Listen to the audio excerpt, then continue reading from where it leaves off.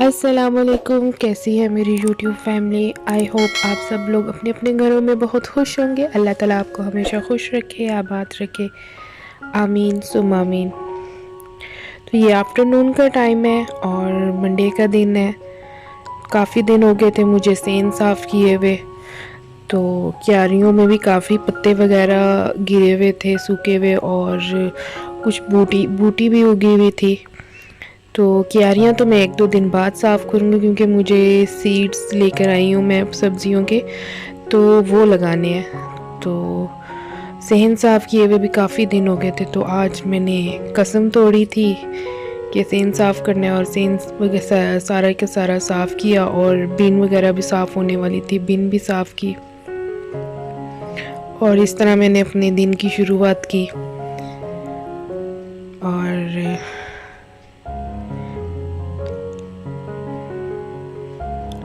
اس کے بعد میں کچن میں آ گئی تھی، اور میں نے اس دال کو دوپہر کو تقریباً 3-4 بجے پانی میں بھگو دیا تھا، تاکہ رات کو بغیر کوکر میں گالے میں اس کو بنا سکوں۔ تو آج میں آپ کو چنے کی دال جو ڈھابا سٹائل ہائی وے پہ ملتی ہیں، اکثر آپ لمبا سفر کرتے ہیں تو راستے میں آپ لوگ ہائی وے جو ڈھابے وغیرہ ہوتے ہیں جی ٹی روڈ پہ رکتے ہیں، تو وہاں کی جو چنے کی دال ہوتی ہے سیم ویسی ہی دال آپ کو بنانا سکھاؤں گی۔ تو یہاں پہ سمپل میں نے 1 گلاس پانی میں چنے کی دال ڈال دی تھی، اور 1 پاؤ دال تھی، اور اس میں نے ½ ٹی اسپون میں نے ہلدی کا ڈالا تھا، اور 1 ٹی اسپون بھر کر میں نے لال مرچ کا پاؤڈر ڈالا تھا، اور 1 ٹی اسپون بھر کے ہی میں نے نمک کا ڈال دیا تھا، اور اس کو میں نے گلنے کے لیے رکھ دیا تھا۔ اور یہاں پہ فاطمہ کو ٹیوشن سے واپس آئی تھی، تو میں نے کہا اس کو فروٹس وغیرہ کاٹ کے دیتی ہوں، تو یہاں پہ میں نے امرود اور اس کو کینو میں نے چھیل کر دیا۔ اور یہ ہے تڑکے کا سامان، تو میں نے بڑی پیاز تھی میرے پاس، میں نے ½ پیاز لی تھی، 1 میڈیم سائز ٹماٹر لیا تھا، اور میں نے لہسن کو اس کی پیسٹ بنا لی تھی چھیل کے، اور سلائس میں نے ادرک کاٹ لی تھی، اور دھنیا اور ساتھ ہری مرچیں میں نے کاٹ کے رکھ لی تھی۔ تو یہاں پر ماشاءاللہ سے دال جو تھی وہ گل گئی تھی، اور اس کو میں تھوڑا سا اس چمچے کے ساتھ ہی اس کو ذرا کوٹ کے اس کو میش کر دوں گی، اور اس کے اندر میں تھوڑا سا پانی ڈال کے ایک سائڈ پہ رکھ دیا تھا۔ اس دال کا مزہ آتا ہے مکھن کے ساتھ، میرے پاس مکھن تھا نہیں، تو میں نے تھوڑا سا دیسی گھی ڈالا تھا، اور تھوڑا سا ڈالڈا گھی، دونوں کا ½ لے کے اس کا میں نے تڑکا تیار کیا تھا۔ یہاں پہ میں نے گھی کے اندر میں نے ڈال دیا تھا پیاز، اور اس کو میں لائٹ گولڈن ہونے تک اچھے سے فرائی کر لوں گی۔ اور یہاں پہ پیاز جو تھا وہ اچھے سے فرائی ہو گیا تھا، تو اس کے اندر میں نے لہسن کی پیسٹ ڈال دی، اور ساتھ میں سلائسڈ ہوا ادرک بھی ڈال دیا تھا، اور یہاں لہسن اور کو اچھے سے میں فرائی کر لوں گی، تاکہ اس کا کچا پن بھی ختم ہو جائے، اور اس کی خوشبو بھی اچھی سی آنے لگ پڑے۔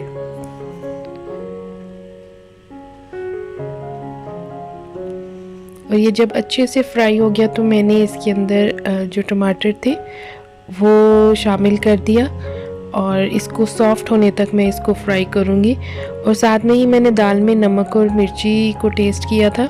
تو تھوڑا سا نمک کم تھا اور مرچی بھی تھوڑی سی کم تھی، تو اس پوائنٹ پر آ کے میں نے تھوڑا سا نمک بھی شامل کر لیا، ایک تو اس سے ٹماٹر جلدی سافٹ ہو جائیں گے،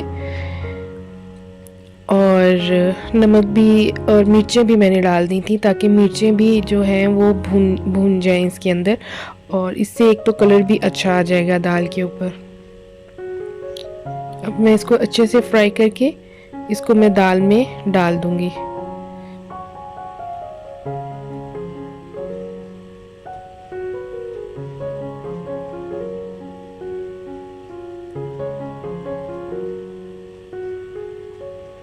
اور اس کے بعد میں نے اس کو تقریباً 10 منٹ کے لیے کور کر کے پکنے کے لیے چھوڑ دیا تھا۔ تھوڑا سا میں نے بیچ میں پانی ڈالا تھا، کیونکہ دال بہت زیادہ گاڑھی ہو گئی تھی، اور اب تقریباً 10 منٹ ہو چکے ہوئے تھے، تو اس کے اندر میں نے ہری مرچیں اور دھنیا ڈال دیا تھا،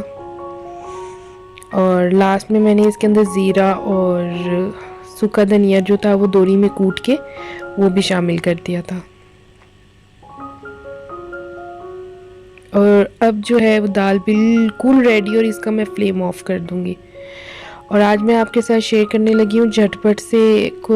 میٹھا بنانے کا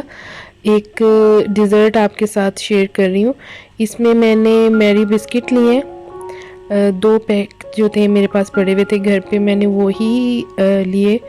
اور ان کو میں چھوٹا چھوٹا کرش کر لوں گی ہاتھوں کی مدد سے۔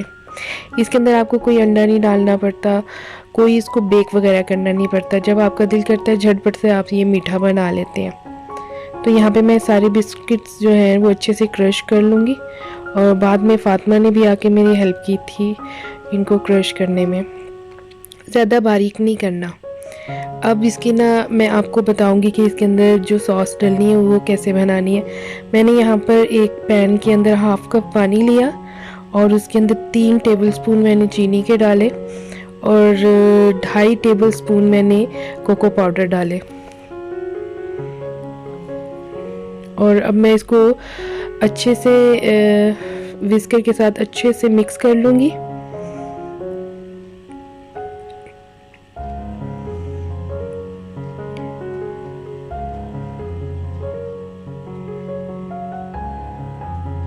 اور جب یہ بوائلنگ پوائنٹ پر آئے گا تو اس کے اندر میں ایک جو ٹیبل سپون ہے وہ انسالٹڈ بٹر جو ہوتا ہے، گھر کا جو بنا ہوا بٹر ہوتا ہے، وہ ڈال دوں گی۔ اس سوس کو آپ نے اتنا پکانا ہے کہ اس کی جو کنسسٹنسی ہے وہ اس طرح کی ہو کہ یہ آپ کے سپون کے ساتھ ایسے چپکنا شروع ہو جائے، اور جب یہ اس پوائنٹ پہ پہنچ جائے گا تو آپ نے اس کا فلیم آف کر کے اس کو تھوڑا سا ٹھنڈا کرنا ہے۔ میں نے تو اس کو ٹھنڈے پانی میں رکھ کے اس کا تھوڑا سا جو ٹمپریچر تھا وہ لو کیا، اور ان کو اب میں بسکٹ میں جو ہے جو پیسز کر کے رکھے تھے اس میں ڈال کے اس کو اچھے سے مکس کر لوں گی۔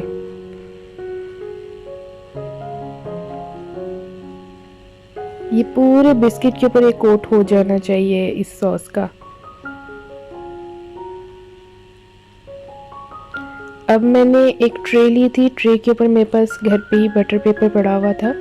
تو وہ بٹر پیپر رکھ کے اس کے اوپر میں نے یہ سارا جو مکسچر تھا وہ سارا اس کے اوپر ڈال دیا،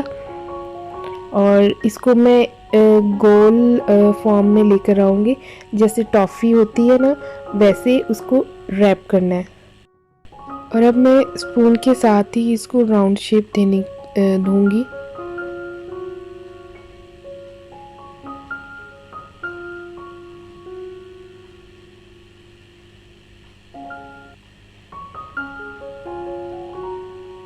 اور اب اس بٹر پیپر کے ساتھ میں اس کو ریپ کر کے ٹافی کی طرح اس کو تقریباً 1 گھنٹے کے لیے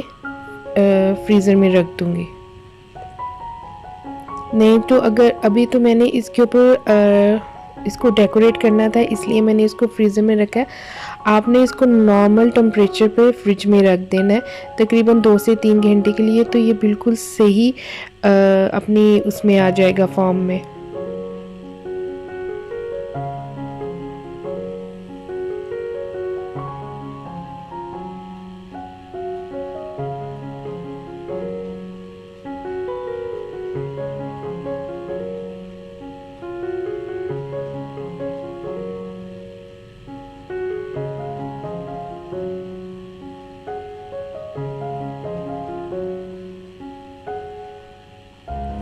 اور یہاں پہ میں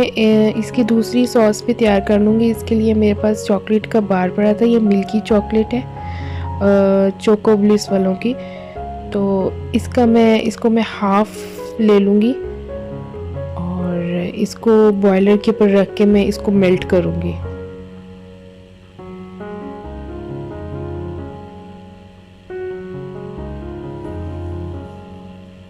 پہلے میں نے سوچا اس کو پیالی کے اندر کرتی ہوں، لیکن مجھے کچھ سمجھ نہیں آ رہا تھا کہ کیسے کروں، تو پھر میں نے اس کو پلیٹ میں ڈال کے اس کے چھوٹے چھوٹے پیس کر لیے تھے اور اس کو میلٹ کر لیا تھا۔ اور یہاں پہ میں نے تقریباً 2 ٹیبل سپون کے قریب میں نے اس کے اندر دودھ ڈال دیا تھا، اور اس کو اچھے سے مکس کر لوں گی اب میں اس چاکلیٹ کے اندر۔ اور اس کو میں نے فریزر سے نکال لیا تھا، اور اس کا میں اب جو بٹر پیپر ہے اس کو میں الگ کر لوں گی۔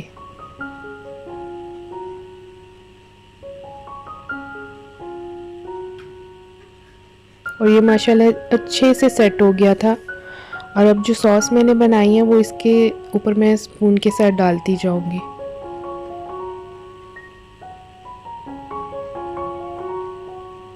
آپ چاہیں تو اس کے سلائس کر کے ان کو چاکلیٹ میں ڈپ کر سکتے ہیں، لیکن میں نے کہا بجائے سلائس کرنے کے اس کے اوپر ہی ساری کا سارا اس کے اوپر چاکلیٹ کا کوٹ کر دیتی ہوں ایک. اور یہاں پہ ساری چاکلیٹ میں نے اس کے اوپر ڈال دی تھی، اور سائڈس پہ جہاں پہ نہیں لگی ہوئی تھی وہاں پہ بھی میں اسپون کے ساتھ چاکلیٹ کی جو سوس ہے وہ لگا رہی تھی. اور اس کو ڈیکوریٹ کرنے کے لیے میرے پاس چاکلیٹ چپ پڑے ہوئے تھے، وہ میں نے تھوڑے سے اوپر سے سپرنکل کر دیے تھے.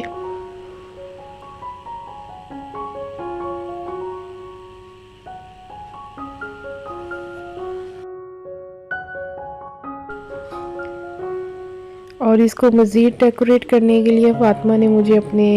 بسکٹ والے باکس سے اوریو کے جو منی بسکٹ وہ لا کے دیے، تو وہ میں نے اس کے اوپر لگا دیے.